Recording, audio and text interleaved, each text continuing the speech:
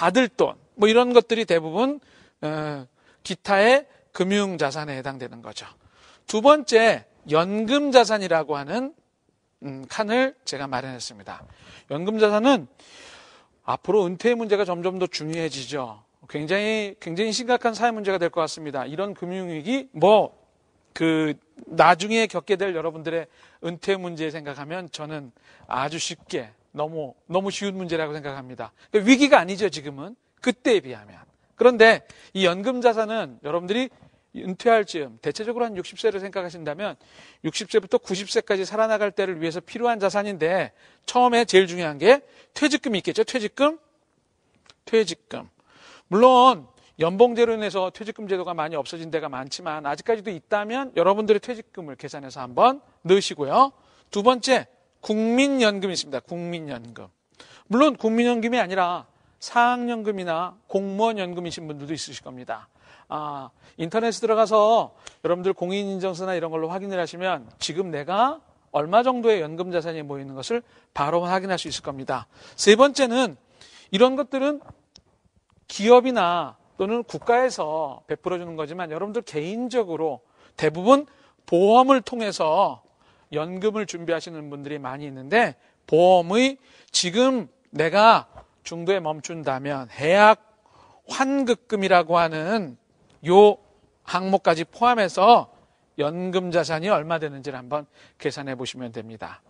이 금융자산과 연금 자산 굉장히 여러분들이 손에 잡을 수도 있고 나중을 위해서도 필요한 그런 금융자산이기 때문에 중요한 것이고요. 또 하나 제가 여기 밑에 빈칸을 위해서 마련한 표가 바로 사용자산과 실물자산이라고 하는 겁니다. 사용자산은 제가 정의를 이렇게 내리도록 하겠습니다. 사용자산. 사용자산은 여러분들이 실제로 사용하기 위해서 갖고 있는 자산입니다. 가장 대표적인 게 뭘까요? 그렇죠. 집입니다. 집. 첫 번째 집. 여러분들이 갖고 계신 집이 전세인 경우는 전세 보증금을 적으시고요. 그 다음에 내 집인 경우는 지금 시가, 팔면 얼마를 받을 수 있는지 시가를 적으시면 됩니다. 두 번째는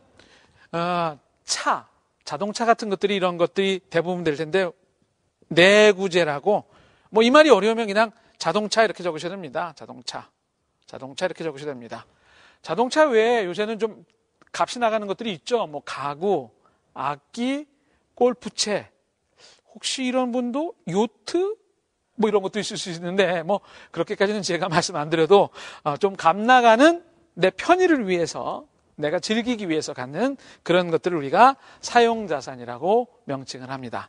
그 다음에 마지막으로 실물자산이라고 명칭을 붙였습니다. 실물자산은 집은 여러분들이 살기 위해서 있는 거죠. 그런데 이 실물자산에는 투자부동산, 이건 투자를 하기 위한 거죠.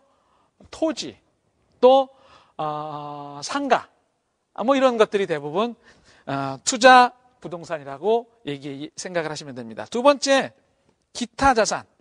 기타 자산은 뭐가 있을까요?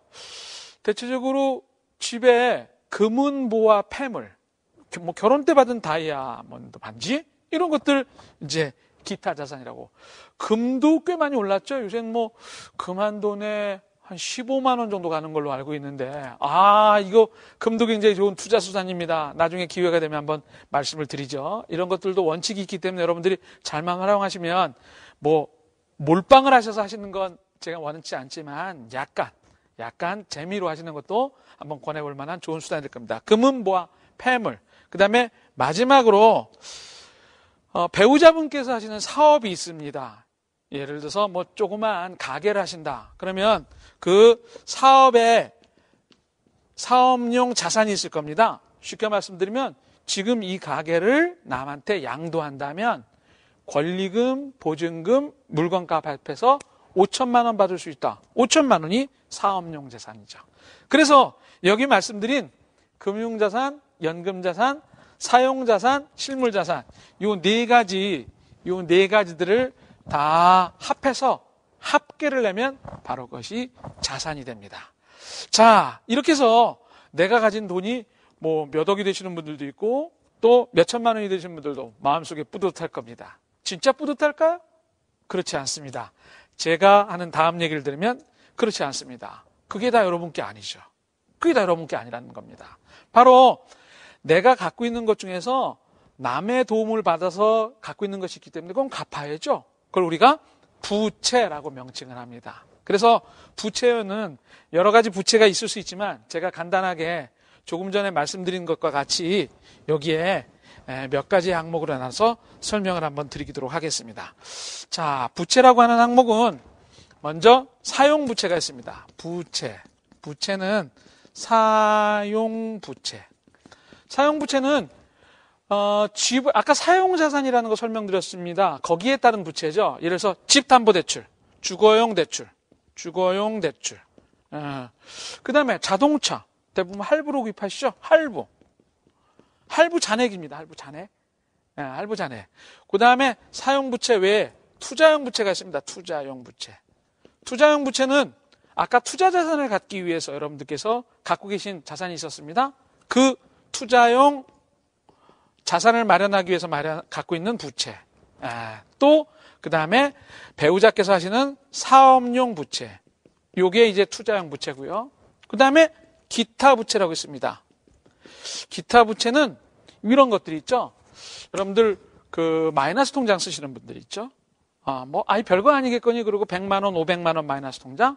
두 번째는 이런 거 있습니다. 카드를 긁었는데 아직 돌아오지 않은 거 있습니다. 이것도 부채죠. 그래서 카드 긁어서 아직 돌아오지 않은 것, 그런 것들을 우리가 기타 부채. 그래서 제가 여기다가 표에다가는 단기 부채와 줄돈 이렇게 표시를 했습니다. 그러면 이 자산과 부채 항목 그 차이를 여기 제가 순자산이라고 쓴 데다가 여러분들께서 계산하시면 됩니다. 다시 말씀드리면 조금 전에 제가 자산 항목 4가지를 말씀드리고 부채 항목을 말씀드렸는데 여기서 뺀 것이 순자산이다. 이렇게 이해하시면 되죠. 제가 이 표를 왜 말씀드렸냐. 나중에 여러분들 지켜줄 것 순자산밖에 없습니다. 순자산을 중심으로 돈 관리를 하시는 분이 가장 현명하신 분이죠. 부채가 필요 없다는 얘기가 아니라 순자산을 어떻게 관리하는지에 따라서 여러분들이 나중에 점점 부자 소리를 듣고 행복하게 경제적인 안정을 가져오느냐의 문제이기 때문에 그렇습니다.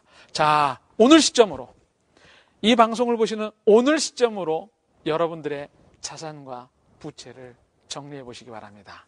만약에 적으신 다음에 내가 지금까지 13년 동안 5년 동안 사회생활 했는데 나는 만족할 만한 정도의 순자산을 가졌었어 라고 하시는 분들한테는 제가 박수를 보내드릴 것이고, 만약에 왜 이거밖에 안 돼?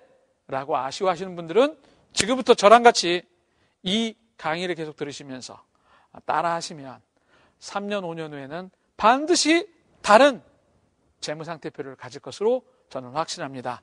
2009년도의 재무상태표는 조금 부족할지 모르지만 2014년, 2019년도에 여러분들의 재무상태는 분명히 좋아질 것으로 생각합니다. 물론 이것을 분석하는 방법도 있습니다. 예를 들어 볼까요? 자, 여러분들이 지금 이 표를 장식하셨는데 자산이 꽤 됩니다. 그런데 주거용 주택에 얼마의 돈이 배정되어 있나요? 여러분들이 갖고 계신 돈이 5억인데 혹시 주거용 주택에 4억이 되어 있는 것 아니세요? 그러신 분은 지금 정도에서 집에 대한 생각을 멈추세요. 만약에 내가 재산이 20억으로 늘어났는데 또 17억 정도가 집으로 되어 있다면 여러분들은 나중에 은퇴할 쯤에 가슴을 치는 일이 발생할 겁니다. 그래서 우리 사회에서 집을 중심으로 한 자기의 자산을 꾸며가시는 분들이 어떠한 결과, 어떤 문제가 생길지를 여러분들께서 주변에서 보시고 상상을 한다면 아마 여러분들은 재무상태표를 다르게 꾸밀 수 있을 거라고 생각합니다. 대한민국에서 나타나는 몇 가지 문제점만 말씀드리고 오늘 강의를 마치죠. 첫 번째, 부동산 중심으로 모든 자산이 구성되어 계신 분. 첫째, 경계 공부를 제가 드리고요.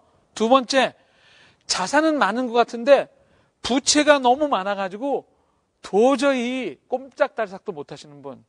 걱정하셔야 됩니다. 그 두 가지 부분은 앞으로 제가 여러분들의 재정 상황을 좀 좋은 방향으로 끌고 가는데 가장 큰 장애물이기 때문에 그렇습니다. 여러분들의 재산을 한번 모든 통장과 등기부등본, 그 다음에 계약서 다 꺼내놓고 오늘 말씀드린 재무상태표를 작성해 보시기 바랍니다. 저는 10년 전에, 15년 전에 우연하게 알게 된 이 재무상태표가 제가 점점 재정적으로 안정이 되도록 도와준 가장 좋은 현명한 방법이었음을 이 시간 여러분들 앞에 고백합니다. 분명히 내년도에는, 후년에는 지금과 다른 재정 상황을 원하신다면 작성해 보시기 바랍니다. 제가 여러분들한테 장담하고 확신을 드립니다. 오늘의 주제는 재무상태표를 통해서 나를 알아보자. 첫 시간 이런 말씀으로 제가 자기를 알자를 진행해봤습니다. 반드시 작성해 보세요. 권유가 아니라 위협입니다. 꼭 하시면 도움이 될 거라고 확신합니다. 다음 시간에 또 다시 만나 뵙겠습니다. 감사합니다.